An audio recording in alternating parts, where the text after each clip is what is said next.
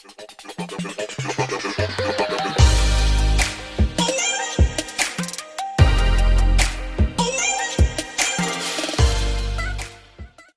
आपन को कलर गोटा कलर भजियार मसला देकी केमती भाजनी तार रेसिपी करके देखी। देखो कलर को अलरेडी मुझे चोपा छड़े देती ऊपर गुरा मझीटा एमती कटिंग कर देती सिझेदबा लुण अल्प देकी सिझेदबा। अलरेडी मुझे लुण भी देती से सिझीगला कलर आमर कौन कौन मसला सब दरकार पेस्ट मुझे बन देती अल्प किसी सोरिष नहीं अल्प अदा देदेबा जीरा को रखी जीरा देदेबा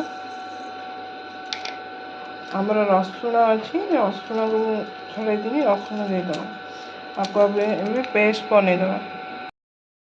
देखो मसला आमर गोटा कलर जो भजा फ्राए हम से मसला प्रस्तुत हो ऑलरेडी पेस्ट बनी जाइए। पैन को मुझे गरम करदेली से तेल दे दूची मसला को कषिया पैन अलरेडी मुझे तेल दे देती से मसला को गरम हो गले मसला को देदेबा। एबे तेल गरम हो मसला जी आम कलर दरकार से मसला देदेबा।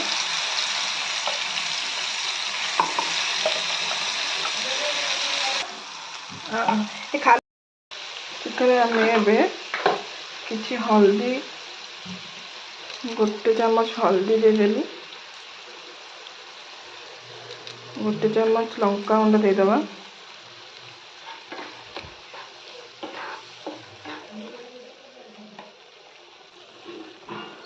गोटे चामच लुण देदेबा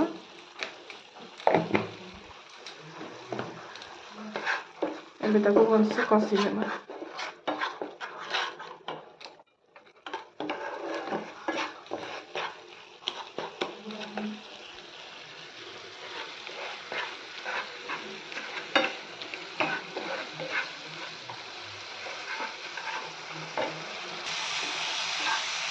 एबे हमर मसला कषि गला खोलीदबा। एबे आमे जो मसला कषि थिले ताको एमे कलर देहरे एमती देदबा।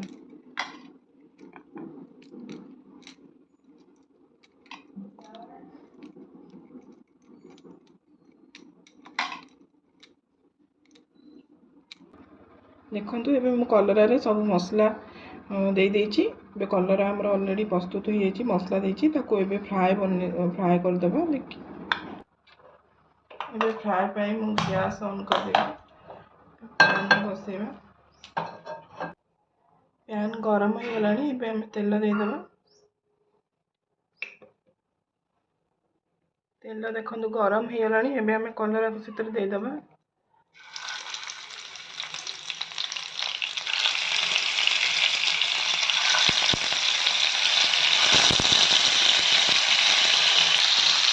कलर को दे देती एबे ताको 5 मिनट आम कवर करदेबा सिझापी छाड़देबा। एबे देखिए टे नौटेदबा तो एपट साइड टे हो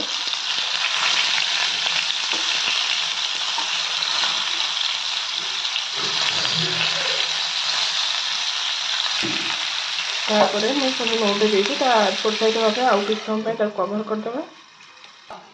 ताको एमती लो फ्लेम रे हमें 5 ରୁ 10 मिनट रखिकी भल भाव में फ्राए बनईदबा। ये देखिए ऑलरेडी आम कलर सिझी जाइए फ्राए एपट सेपट करके भलसे फ्राए बनईदबा।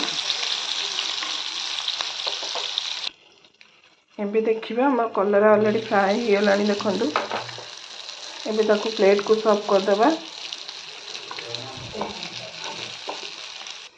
देखंतु कलर आमर सर्व पूरा रेडी कि सुंदर से फ्राए भी हो।